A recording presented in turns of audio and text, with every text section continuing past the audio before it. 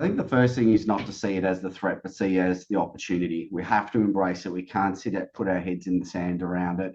But how do we do that appropriately, ethically, as you say? And so, look, one of the first things, and you're well across this because you sit in this group, I wanted to bring together the best people around to come into the APA and help us to develop this out so we can help our members. So we formed an AI advisory group with people like yourself, and we've got academics, we've got people from legal, we've got people from all key areas that come in to formulate that group.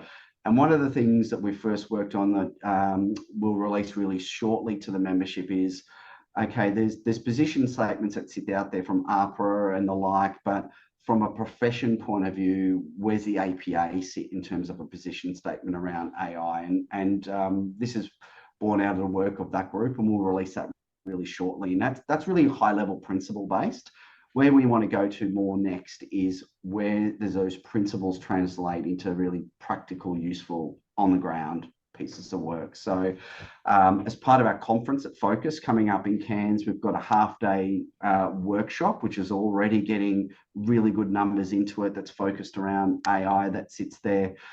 I want us to start to do a real education series that will come out for our members, and that'll be free to join for our members to be part of that as well. And then ultimately, we'd like to see further resources, guidelines, toolkits that sit in as part of it. And we're also working on who do we partner with in this space, because that's the other key element.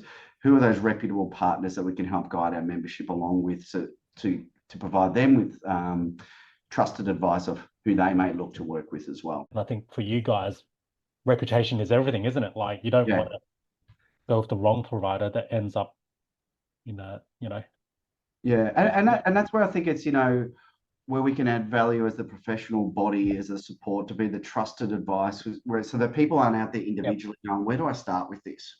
Who do I go to? What do I need to think about? They can go to the APA and we can help guide them and work their way through those things.